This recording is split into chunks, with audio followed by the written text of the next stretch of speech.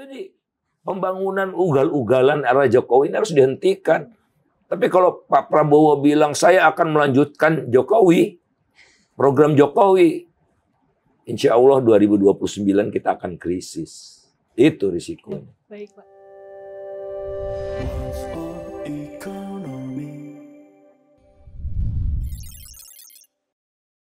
Selamat datang di What's on Economy, Bring the Insight. Bersama saya Salsabila Eskia, peneliti Center of Macroeconomics and Finance Indef. Pada episode kali ini, kami menghadirkan spesial narasumber yang dikenal sebagai aktivis ekonomi. Selamat datang Bapak Faisal Basri selaku ekonom senior Indef. Ekonom senior, gitu. Ekonom tua. Gitu. Pada tanggal 16 Agustus 2024, Presiden Republik Indonesia Joko Widodo menyampaikan pidatonya di depan Rapat Paripurna DPR RI mengenai RAPBN 2025 dan nota keuangannya. Beberapa poin penting dalam pidato tersebut menjadi catatan penting bagi pemerintah ke depan dalam menjalankan program serta kegiatannya. Indonesia merdeka sudah memasuki usia ke-79 tahun, tetapi apakah realitanya sudah benar merdeka, Pak Faisal? Merdeka kan development as freedom ya sebetulnya. Iya. Kita merdeka terus membangun agar kita punya jati diri, kita bisa mengaktualisasi yang akan kita inginkan, yang kita cita-citakan. Kalau dilihat dari segi itu belum ya Pak ya? Karena jumlah orang miskinnya masih 9%-an dan turunnya lambat sekali.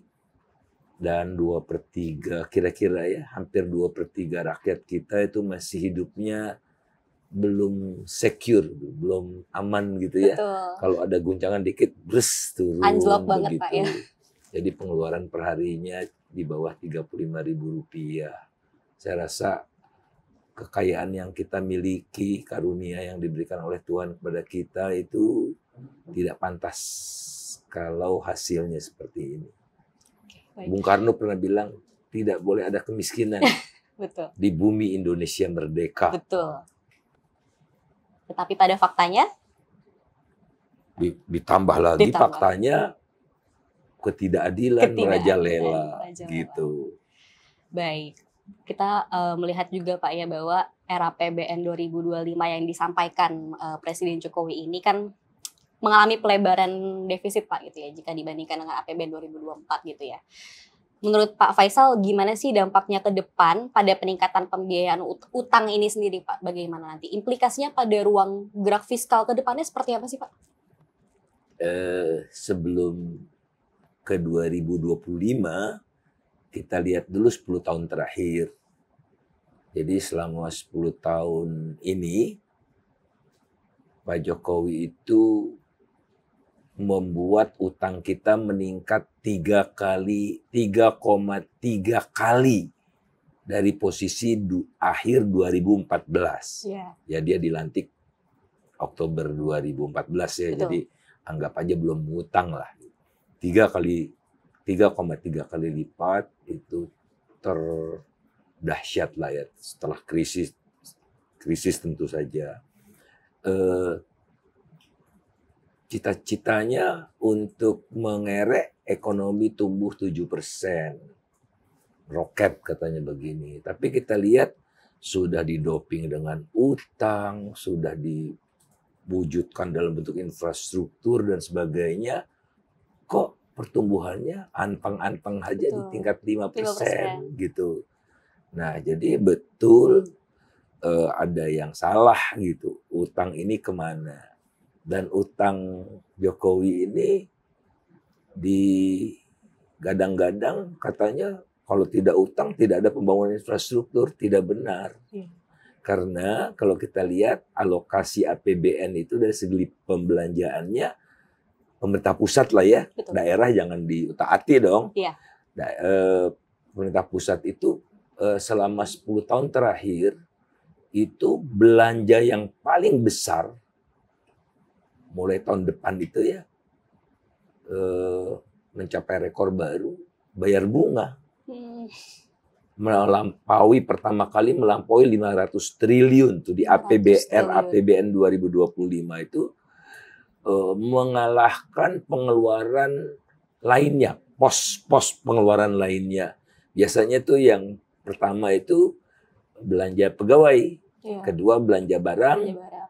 ketiga belanja modal. Belanja modal. Nah, belanja modal sekarang nomor 4. Betul. Nah, infrastruktur kan belanja modal. Iya. Jadi tidak benar kalau utang itu untuk infrastruktur. Terbukti dari primary balance. Primary balance itu pendapatan negara dikurangi belanja di luar bayar bunga. Nah, artinya kalau primary balance hanya sekali di era Jokowi positif 2023. Selebihnya minus terus, tekor. Artinya apa? Buat bayar bunga pun pemerintah harus berutang. Jadi sudah separah itu. Jadi cuma satu kali 2023. Dan pembayaran bunga yang sudah mencapai puncaknya untuk pertama kali setengah kuadriliun buat bayar bunga saja. Setengah kuadriliun itu mencapai 20,5% dari total pengeluaran pemerintah pusat. Sehingga ruang fiskalnya makin sempit. Betul. Ya mau naikkan gaji jadi tidak bisa yang bermakna ya, naikkan gaji sekadar inflasi kan tidak meningkatkan kesejahteraan kan. Untuk social spending cuman pemilu aja gitu. Bansos saja. Nah, jadi istilahnya belanja sosial ya. Belanja sosial itu paling buncit.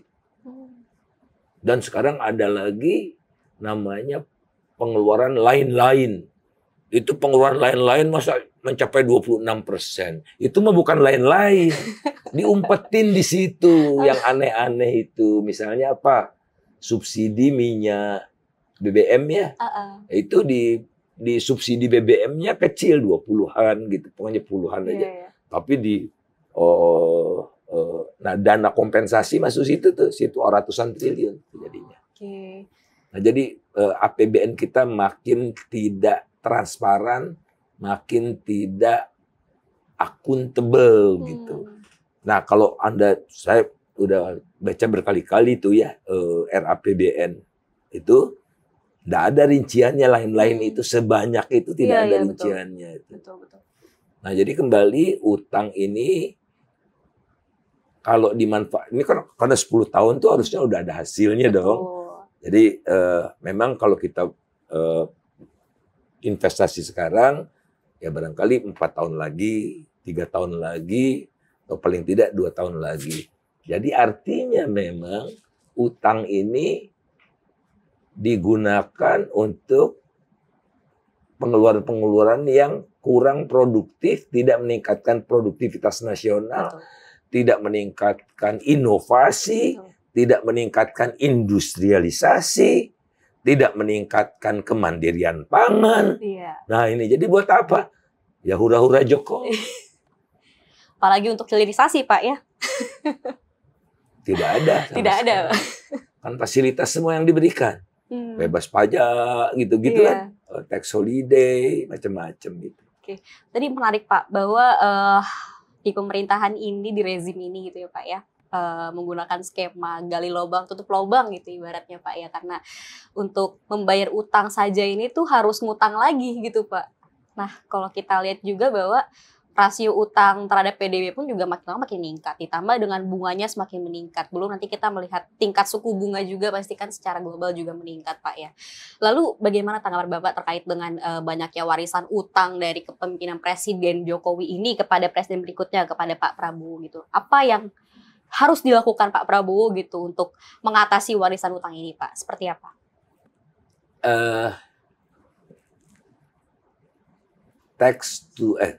Debt to GDP ratio, rasio utang terhadap PDB itu tidak naik beberapa tahun terakhir.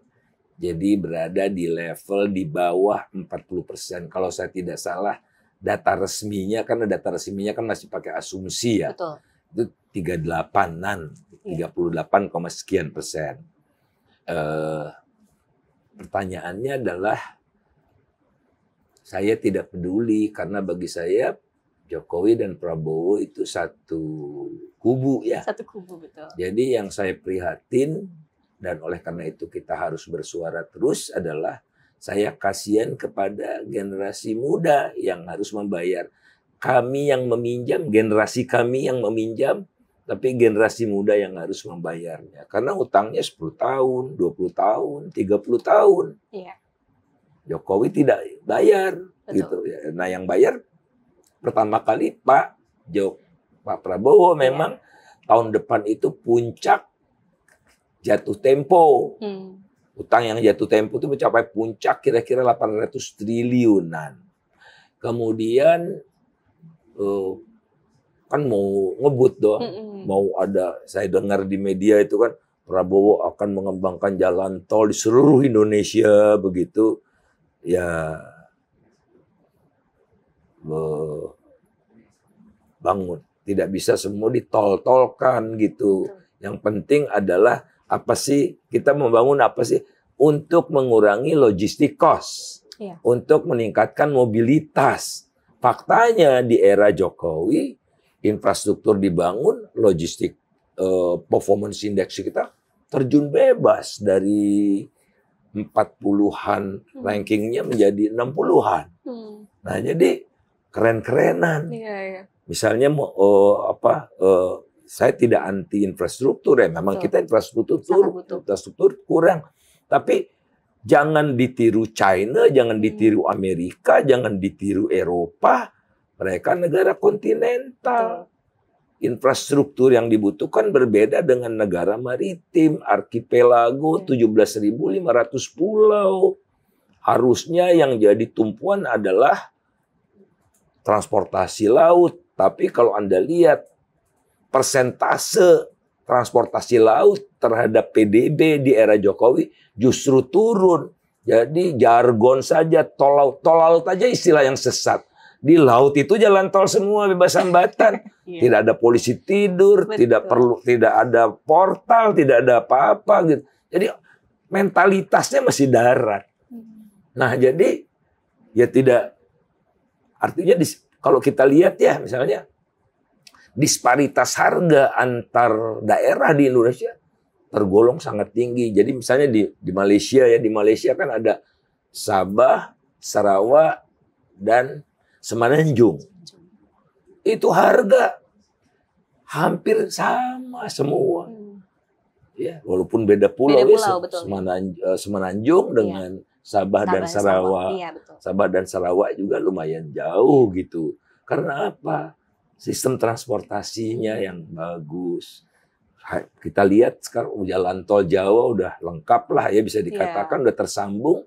Tapi supir-supir lebih baik lewat non-tol gitu. Karena ya itu dia tadi tidak dihitung nih gunanya untuk apa sih gitu. Kemudian di Sumatera sudah ada yang namanya Trans Sumatera Highway. Trans Sumatera Highway-nya bagus sekali sebetulnya dan belum terlalu padat juga. Dibangun tol yang di Pantai Timur juga gitu. Ngerti? Dan 2.700 yang rencananya dibangun. Tapi dari mana uangnya gitu? Asal ngomong aja, pokoknya bisa, pokoknya bisa. 1.000 juga tidak terbangun sampai akhir tahun ini. Nah, kalau kita tadi dengar juga Pak ya bahwa logistik ini menjadi masalah. Terus masalah pengelolaan keuangan juga menjadi masalah.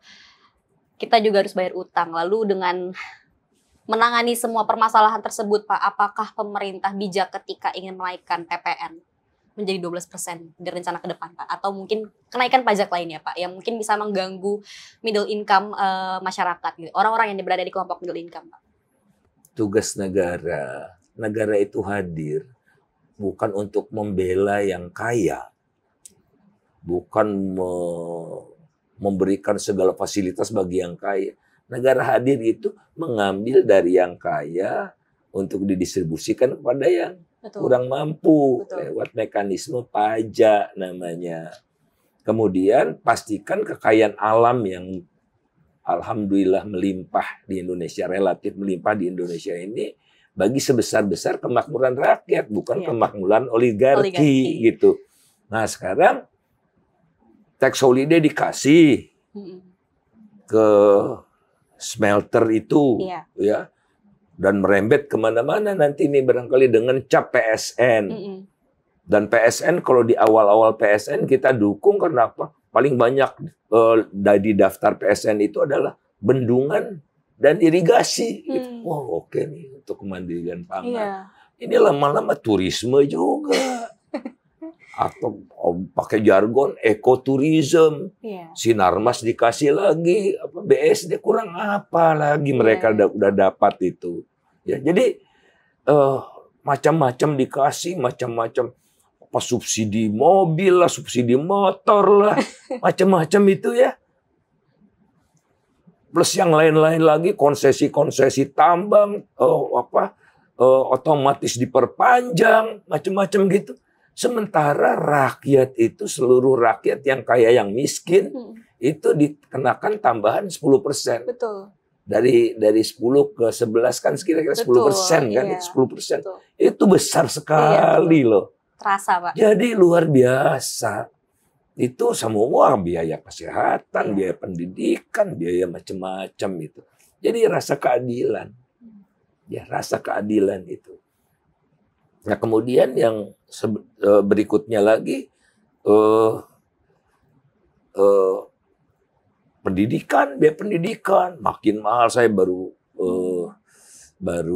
bertemu dengan mantan murid saya yang anaknya baru masuk perguruan tinggi. Berapa puluh juta begitu. Universitas negeri di UI gitu.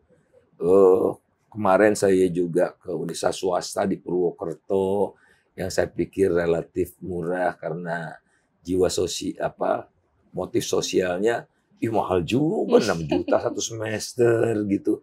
Zaman saya dulu Republik ini belum sekaya sekarang. Uang sekolah saya yang nggak usah dibilang lah 15.000 rupiah per semester gitu. Saya dari keluarga yang tidak berada, saya dapat beasiswa gitu-gitu ya. Jadi keberpihakannya luar biasa. Sekarang, waduh, apalagi kesehatan. Aduh, biaya obat mahal, makanya puluhan mungkin ratusan triliun ya dihabiskan oleh warga Indonesia untuk berobat di Penang, Malaka, Kuala Lumpur, Singapura, Bangkok. Sekarang Turki juga kan yang kecantikan itu stem cell lah apa segala macam itu. Ini kan udah jelas penyebabnya kita tahu. Pengadaan alat-alat kesehatan itu dikerubungi oleh para politisi. Bisa 3 sampai 4 kali lipat gitu. Nah, jadi kalau Pak Prabowo mau tumbuh ya 8 sih susah lah ya. Karena pemberantasan korupsi juga susah. Kalau mau tumbuh 7 sebetulnya bisa. Sekarang kan investment per GDP, gross fixed capital formation, investasi dibagi per PDB terhadap PDB itu kira-kira 29%. 20%. Jadi growth investasi 29 bagi 7 berapa, Mbak? Bagi 7. 4,25 ya, kira-kira 4,25. Nah, turunkan ICOR jadi 4,25 bisa tumbuh 7. Oleh karena itu saya akan berdayakan KPK. Ya, agar tidak ada lagi gerombolan tikus-tikus yang menggurayangi Republik Rumah Indonesia ini. Saya akan gunakan mekanisme lelang untuk semua proyek pemerintah. Lelang bukannya ece-ece, tapi lelang untuk menemukan harga yang terbaik dan termurah. Gitu. Lelang nggak tunjuk-tunjuk. Sekarang kan tunjuk-tunjuk itu infrastruktur yang ditunjuk siapa? BUMN, BUMN-nya kelenger gitu kan. Jadi pembangunan ugal-ugalan era Jokowi ini harus dihentikan. Tapi kalau Pak Prabowo bilang saya akan melanjutkan Jokowi, program Jokowi, insya Allah 2029 kita akan krisis. Itu risikonya. Baik, Pak. Utangnya tambah gila-gilaan, bangun infrastrukturnya nggak karu-karuan, KPK-nya semakin diperlemah, DPR-nya digembosi, tidak ada oposisi, tidak ada checks and balances, siap-siap. Wah, saya sebagai... Karena daya dukung kita terbatas. Betul sekali, Pak. Saya juga sebagai masyarakat kelas menengah pun merasa hati-hati dan sangat mewanti-wanti sekali, Pak, ya, karena dengan kondisi sekarang juga inflasi juga terlihatnya akan semakin parah, terus juga ditambah dengan nanti kepemimpinan Prabowo ke depan yang sepertinya masih dengan satu kereta yang sama, Pak, ya, dengan kepresidenan sebelumnya gitu, Pak, ya. Nah, terus kita juga melihat bahwa ruang fiskal ini kan semakin sempit, Pak. Ruang fiskal semakin sempit, sedangkan program Prabowo ke depan ini banyak dan sangat banyak digembor-gemborkan seperti makan bergizi gratis gitu, Pak, ya. Gimana menurut tanggapan Bapak terkait dengan kondisi ke depan ini seperti apa sih dalam pengelolaan keuangannya, Pak? Karena mengkhawatirkan sepertinya, Pak.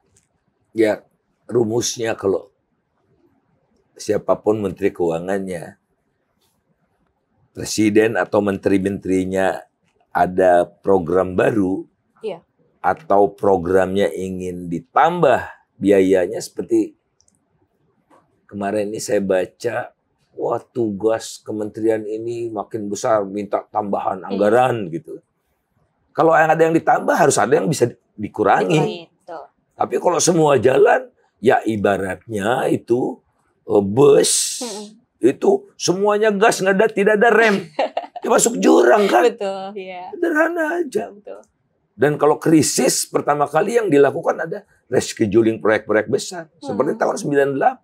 9 proyek besar di reschedule. Tapi di tengah jalan, di-on-kan lagi oleh Pak Harto. Makanya kita nggak ada kredibilitas.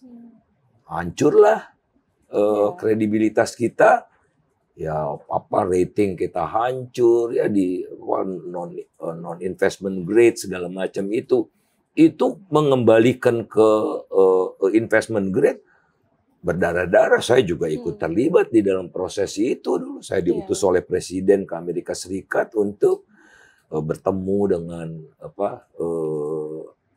Standard & Poor, World Bank, IMF, Kementerian Luar Negeri Amerika, Kementerian Keuangan Amerika, begitu.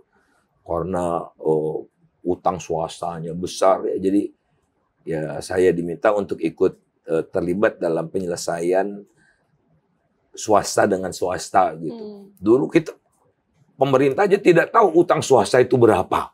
Dipanggil, utang kamu berapa baru. Jadi karena apa? Ngegas semua. Swastanya ngegas, pemerintahnya juga ngegas. Nah, harus ada rem di dalam bus itu kan. Di setiap kendaraan harus ada remnya. Negara juga begitu. Nah, Menteri Keuangannya kalau yang diangkat Thomas itu, mantunya, ini mau ngegas lagi nih.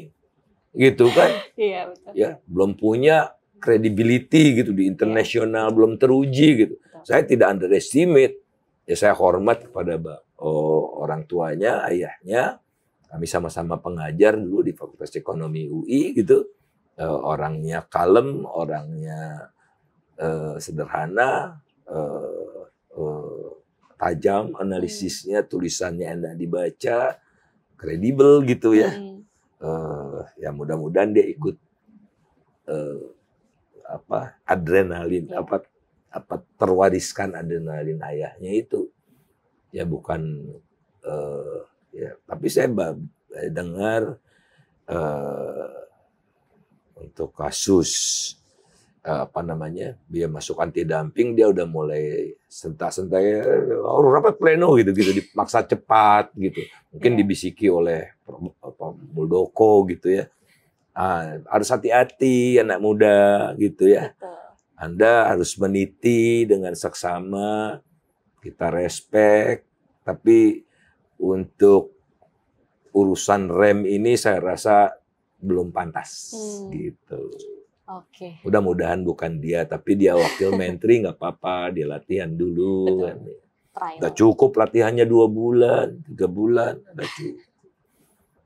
Menteri Keuangan itu rem, kalau itu tidak paham ya udah. 2016 krisis lagi atau memang krisis sesuatu yang niscaya sebelum ada perubahan yang mendasar. Siapapun nanti yang berada di kabinet Pak ya, harapannya juga ke depan pengelolaan keuangan negara ini bisa tahu gimana harus ngerem, gimana Ya, harus ngegas gitu Pak ya. Karena ini kan ditambah lagi ini ekonomi Indonesia ibarat tubuh gitu. Iya. Makin dibaluti lemak birokrasi.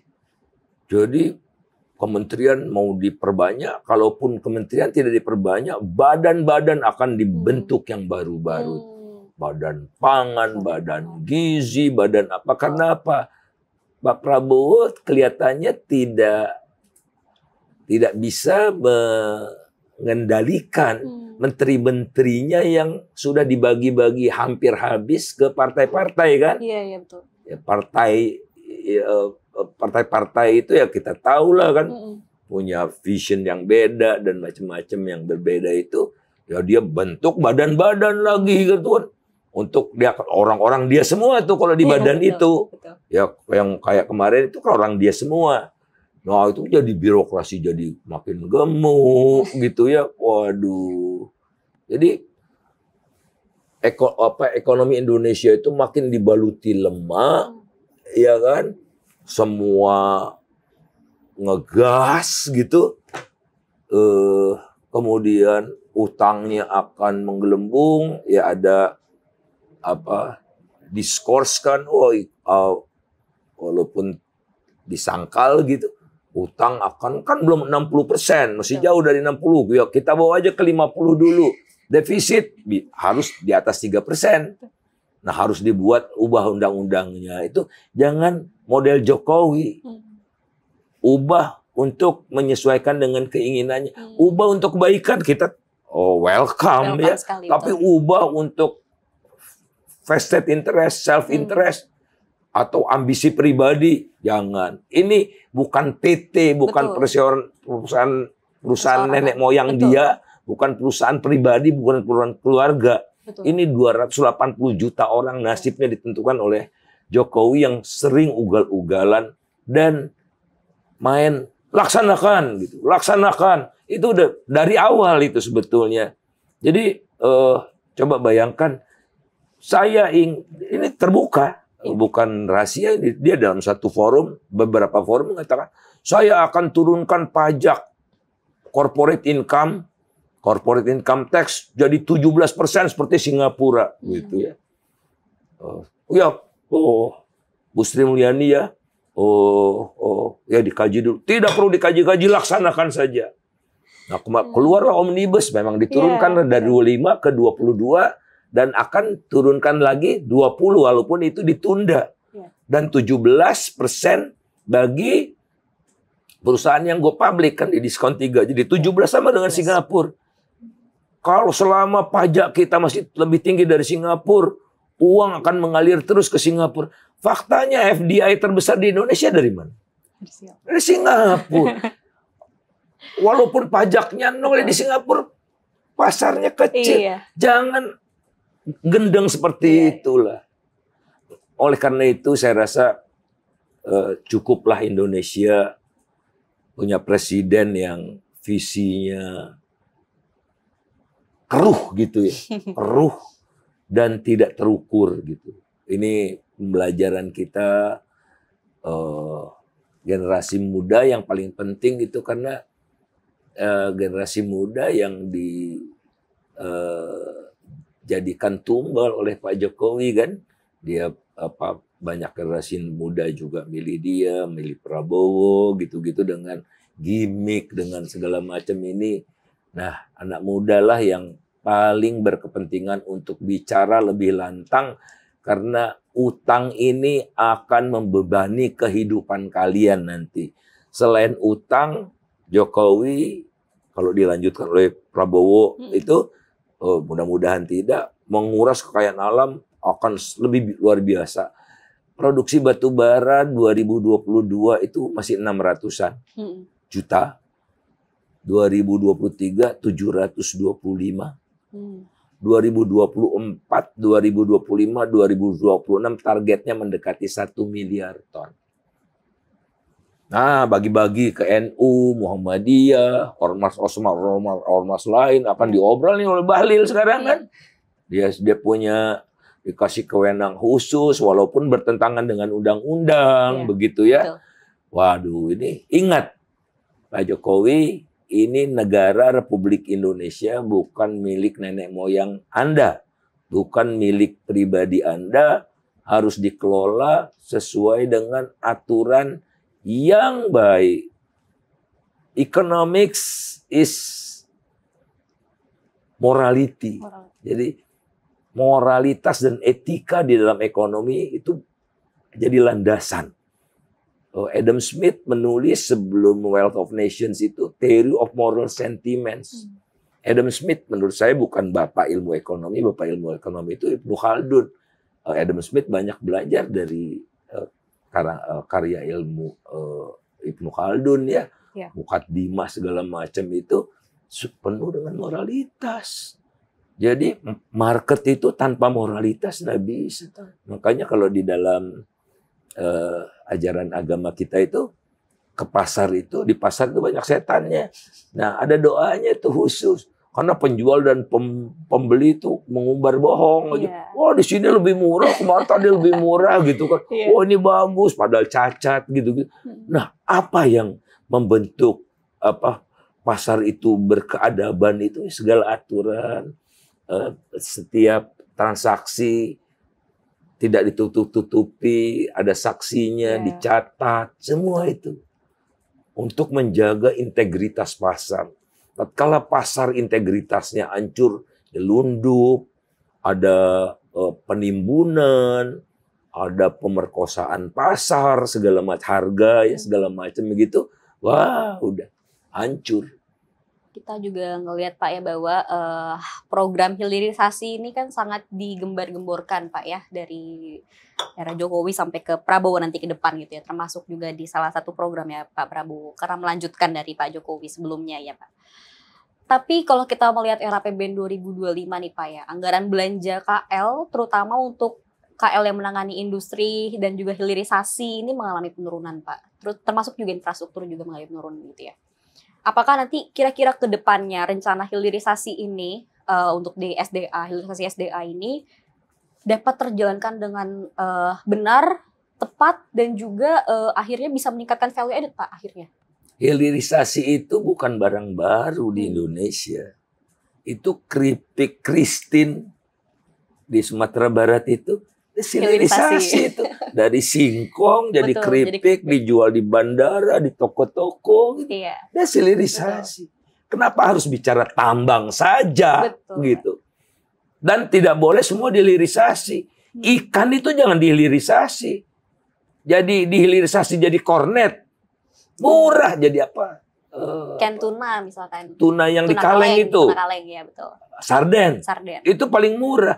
Paling mahal itu ikan hidup. Ikan tuna hidup. Kedua ikan segar. Paling murah yang sudah masuk kaleng. Jadi ngomong itu pakai otak, bukan pakai dengkul. Ya. Sudah apalagi yang kurang dari yang. Nah, sekarang yang diperlukan adalah industrialisasi. Karena hilirisasi lebih hebat Christine Hakim daripada smelter nikel. Kalau smelter nikel Indonesia dapatnya minus. Can imagine? Kita mengundang asing untuk melakukan hilirisasi, kita dapatnya minus. Dari nilai tambah ya. Itu 100% keuntungannya lari ke negara asalnya. Betul. Tenaga kerjanya dari gajinya paling banyak ke sana juga. Teknologinya, patent fee-nya ke sana juga. Modalnya dari bank mereka, bunganya lari ke sana juga. Plus disubsidi bahan bakar batu baranya. Batu bara tahun 2022 harganya rata-rata setahun itu $345. Buat smelter China itu cuma $70.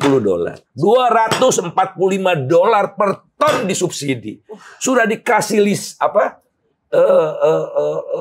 insentif, dikasih pula uang tunai gitu kasarnya gitu. $245 per ton batu bara.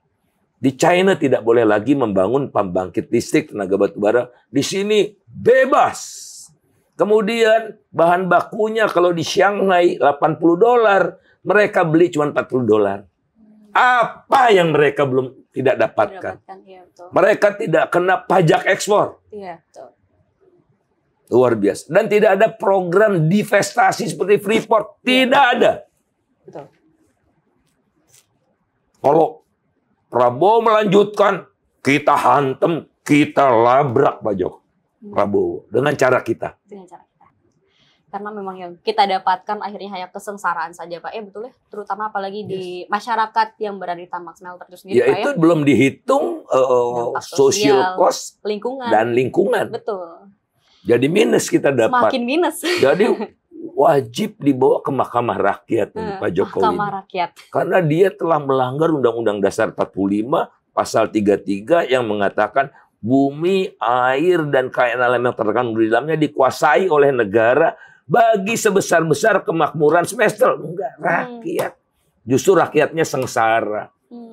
Saya bertemu dengan panglima-panglima perang adat di Sulawesi. Mereka siap perang dengan senjata yang mereka miliki, walaupun cuma sumpit. Nah, teman-teman yang terlibat dalam kajian ini, consider itu. Kita ngasih masukan yang meyakinkan untuk memberikan alternatif yang lebih baik. Betul. Tunjukkanlah kerusakan-kerusakan itu. Karena pada akhirnya memang sebenarnya mungkin tujuannya baik Pak ya, untuk kesejahteraan masyarakat gitu yang digembar-gemborkan.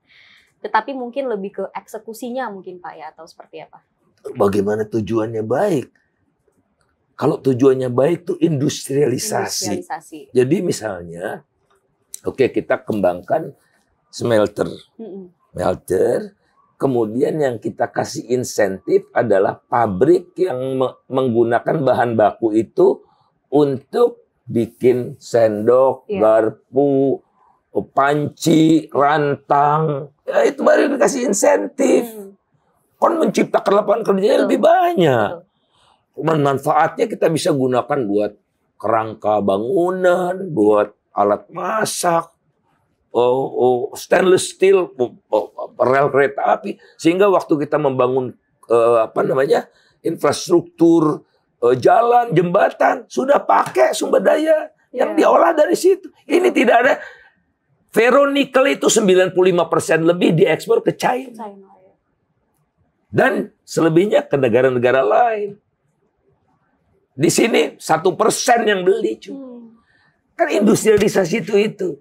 Kemudian industrialisasi bicara tentang peningkatan productivity. Bicara tentang pendalaman industri, pendalaman struktur industri, peningkatan nilai tambah nasional, bukan nilai tambah total. Ya di mana-mana juga nilai tambahnya naik. Memang dari biji nikel ke ferronikel, ya nilai tambahnya naik. Tapi siapa yang memperoleh? Tidak ada yang berargumen. Seto itu yang menghujat-hujat saya itu bukan nilai tambah. Dia bilang, oh kan ada kos-kosan. Iya ada kos-kosan, tapi Anda nggak ngitung kerusakan sosialnya. Ya betul, saya tidak menafikan. Oh batu baranya dipakai, rugi kalau batu baranya dipakai buat kalau kita ekspor dapat 375, mereka cuma 70, rugi Indonesia. Jadi pejabat ya jangan sekeblinger seperti Seto itulah. Anak muda yang harusnya punya pemikiran independen dan murni, tidak mendukung cara-cara yang jelas-jelas biadab kalau menurut saya.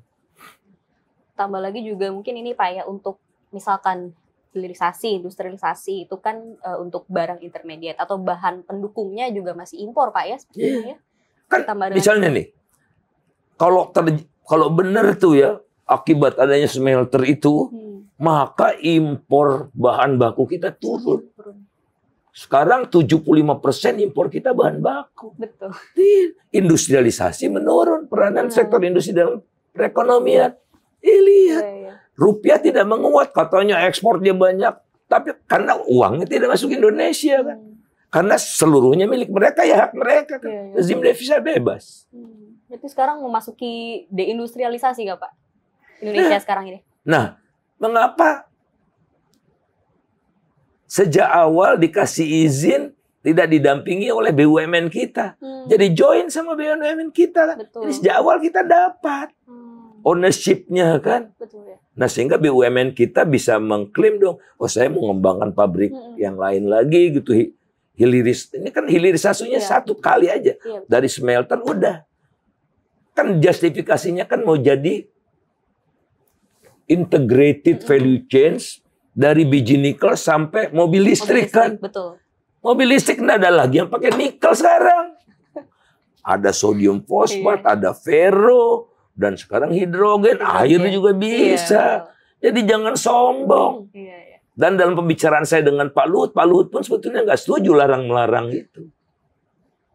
Tapi ya ada dia bicara ke publik ya beda dengan bicara pribadi ke saya ya. Jadi dia juga tidak setuju. Jadi setelah banyak hal yang sudah kita bicarakan Pak ya, mulai dari warisan utang, terus juga rencana program juga dan kegiatan yang akan dilakukan presiden berikutnya itu Pak Prabowo, sampai ke hilirisasi. Menurut Bapak, bagaimana sih strategi kebijakan yang seharusnya itu dilakukan oleh pemerintah ke depan itu agar semua program ini tuh yang terlihatnya optimis sekali, itu bisa terrealisasikan Pak akhirnya? Gimana Pak? Let's start dari yang sederhana saja. Kan banyak masalah ya. Sebagaimana kita pegel-pegel gitu kan. Nah kita tuh pijit refleksi. Satu pusat sarafnya karena jadi segar semua gitu. Nah pertama kita ingin menyejahterakan rakyat. Sebagian besar orang miskin itu ada di desa. Di sektor pertanian. Kenapa mereka miskin? Karena pemilikan lahannya cuma 0,3 hektar. Hasilnya tidak cukup semata hasilnya saja tidak cukup sekedar untuk menutupi kebutuhan mereka. Kemudian mereka kerja cuma rata-rata 100 kira-kira ya 100 hari per tahun. Kalau kita kan kerjanya 350 hari ya. Karena lemburnya kan hari pagi gitu. Taruhlah kita 300 hari. Make sense ya? Betul. Nah, bagaimana meningkatkan jam kerja mereka dari 100 ke 200? Jadi kembangkanlah pertanian plus industrialisasi di pedesaan.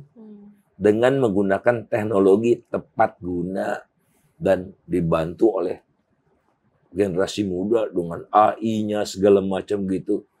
Masya Allah. Jadi jam kerja mereka 200 hari. 2 kali kan tidak ada kemiskinan di desa itu. Dan mereka tidak perlu ke kota. Yang menimbulkan masalah baru di kota-kota seperti Jakarta, Medan, Surabaya. Surabaya relatif baik saya lihat. Ya tapi semua masalah infrastruktur di kota kan jadi terbatas kan. Nah,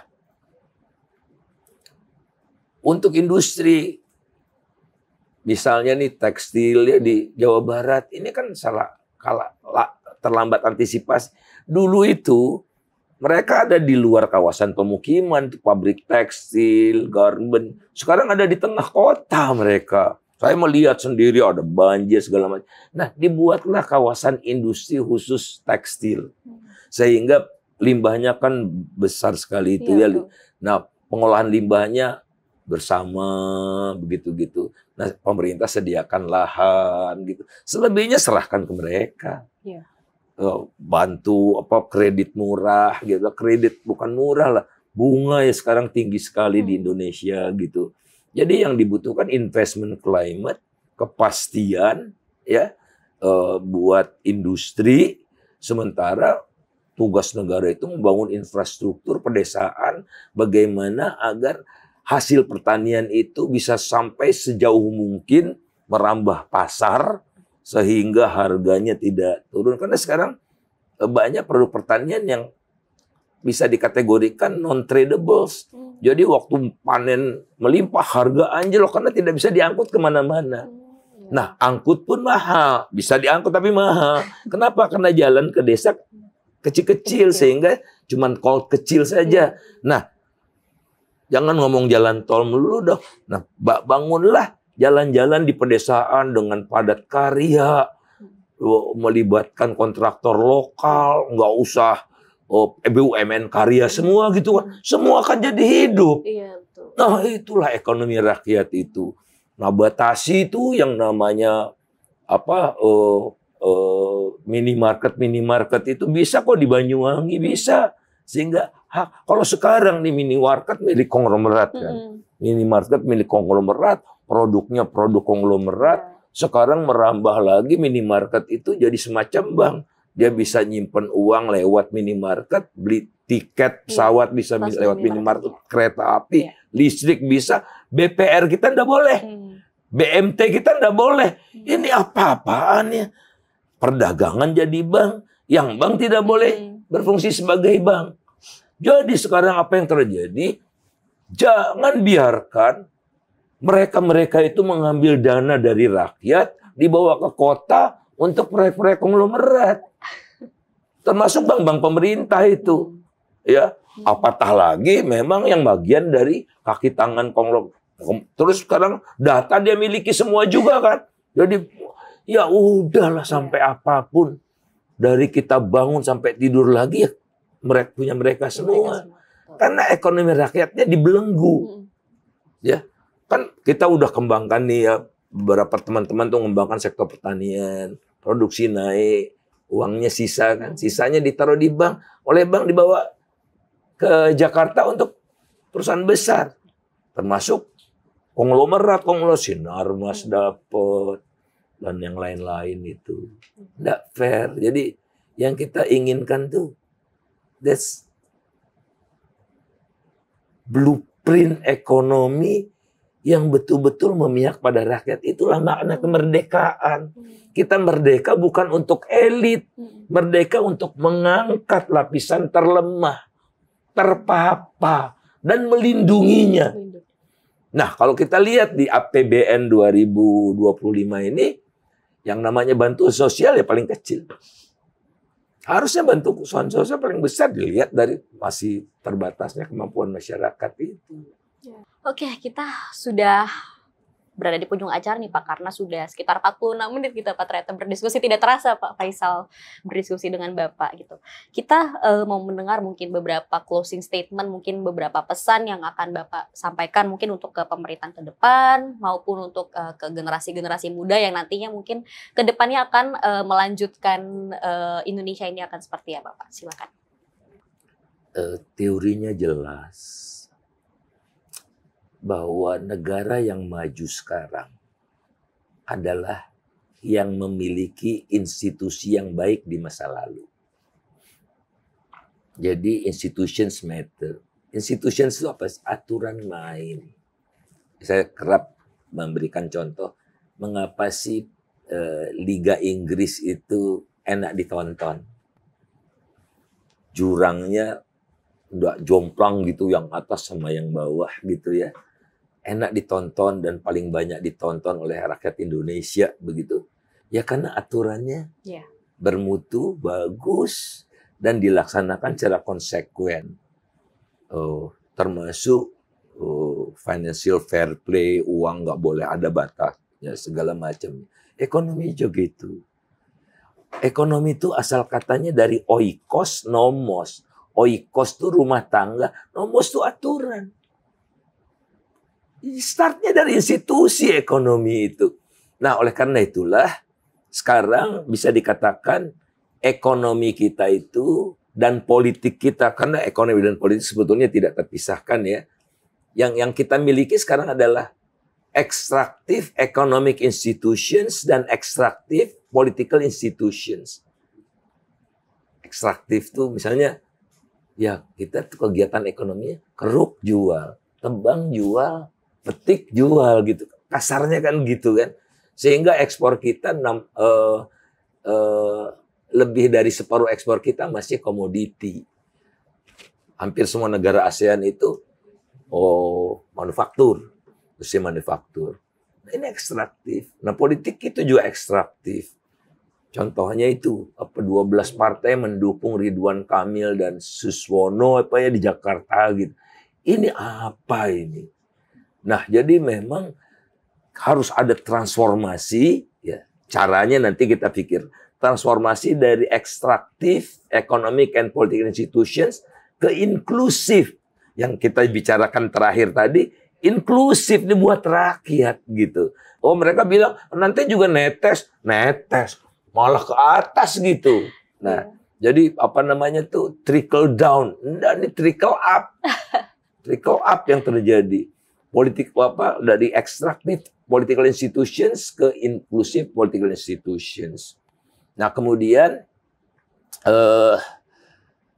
apa sih intinya?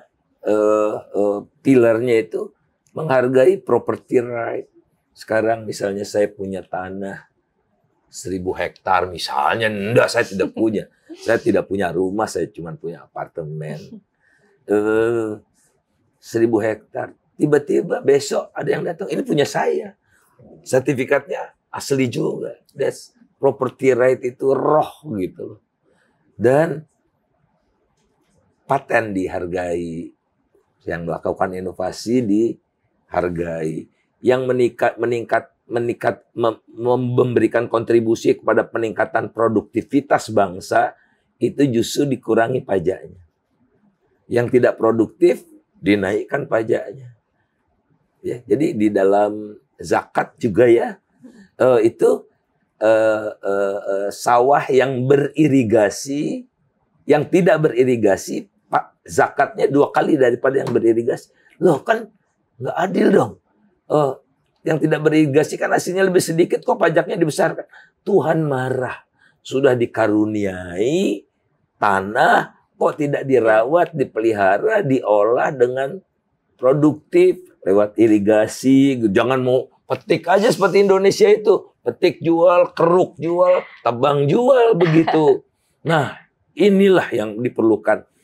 Nah, kalau sudah sedemikian parahnya, tidak bisa lagi, kita harus gradual, udah tidak bisa lagi, ya, maka ya diperlukan satu hentakan, kita sebut aja krisis gitu yang cukup besar sehingga menciptakan tatanan baru. Nah, tapi syaratnya kalau krisis itu tiba, konsep untuk melakukan transformasi dari ekstraktif ke inklusif itu harus siap. Nah, kalian yang muda-muda ini kan hidup kalian masih panjang. Kalianlah yang paling berkepentingan untuk bersuara semakin lantang dan tidak menjadi komoditas politik yang justru mereka hidup dari ke masa bodohan kalian gitu. Jadi saya bayangkan ya, gimana nanti kalian itu, kemarin saya diundang oleh alma mater saya gitu, bicara dengan mahasiswa baru. Mereka katakan ini sandwich generation gitu. Saya rasa enggak. Hot dog, panas kalian ini. Hotnya dalam artian panas gitu. Generasi yang panas. Kalau sandwich itu generasi saya. Saya membiayai yang tua, juga membiayai yang muda gitu. Anak masih banyak, generasi saya itu masih banyak. Kalau kalian kan anak nggak mau banyak-banyak lah. Oh, udah capek-capek sekolah kok ngurusin anak melulu gitu kan, kapan ini kan karirnya. Jadi saya rasa generasi muda itu yang saya bayangkan ya, maaf kalau tidak terlalu relevan lagi, saya melihat gitu bagaimana ya kalian menciptakan instrumen untuk membuat kesadaran baru di kalangan generasi muda gitu. Seperti generasi muda bisa diajak menghadapi tantangan bersama oleh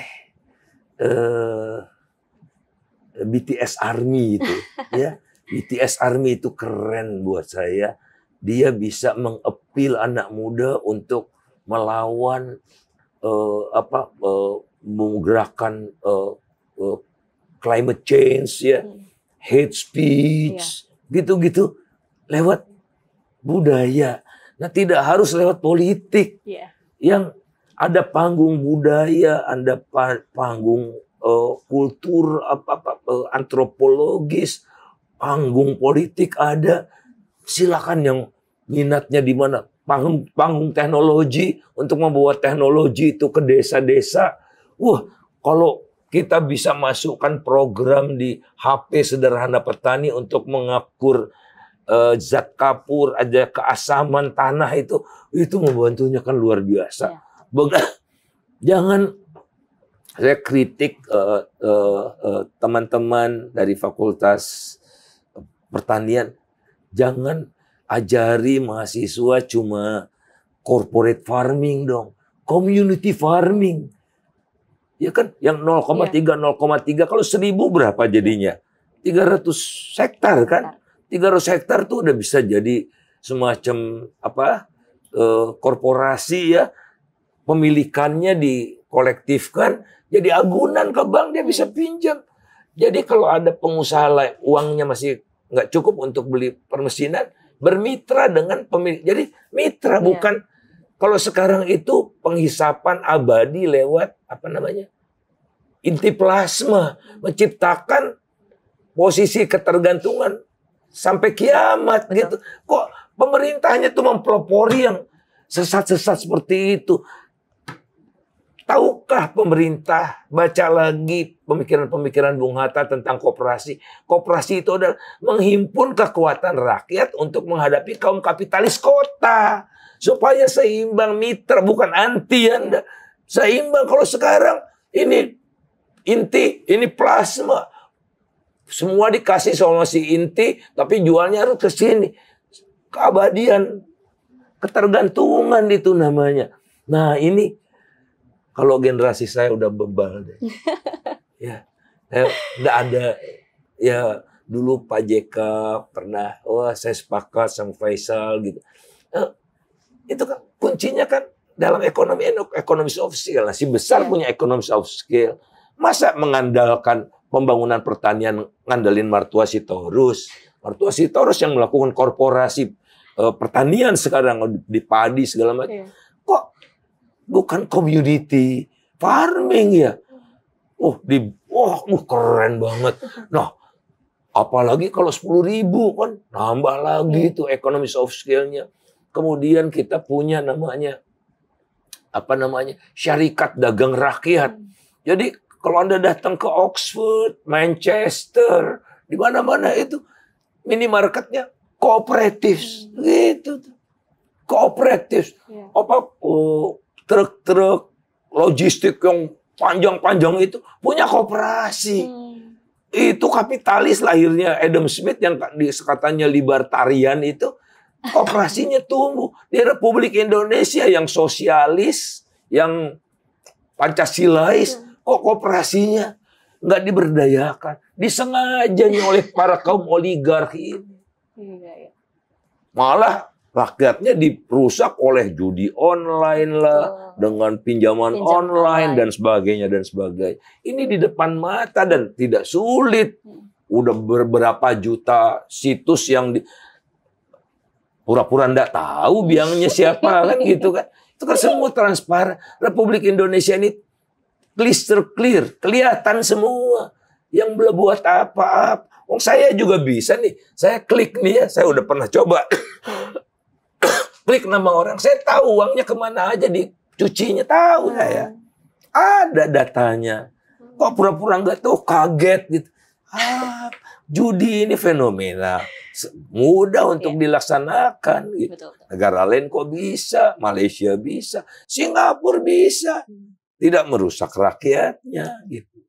Terima kasih banyak Pak Faisal atas diskusinya pada episode ke-8 ini Pak ya. Kita sangat banyak banget informasi dan mungkin pendapat dari aktivis ekonomi yang sangat terkenal mungkin di mana-mana dengan opini dan pendapatnya yang sangat bisa menggemparkan Indonesia dan harapannya ke depan nanti bisa menjadikan feedback untuk pemerintah sekaligus juga dorongan kepada pemerintah ke depan agar Indonesia ini bisa semakin sejahtera rakyatnya dan juga seluruh segenap bangsa Indonesia dapat merasakan seluruh pai ekonomi yang ada di Indonesia.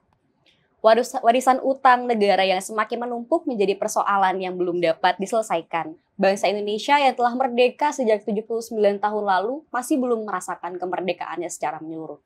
Pemimpin bangsa ke depan perlu merealisasikan janji-janji kampanye secara benar kepada masyarakat. Sehingga nantinya Indonesia Emas dan Maju 2045 dapat dirasakan oleh seluruh masyarakat Indonesia tanpa terkecuali.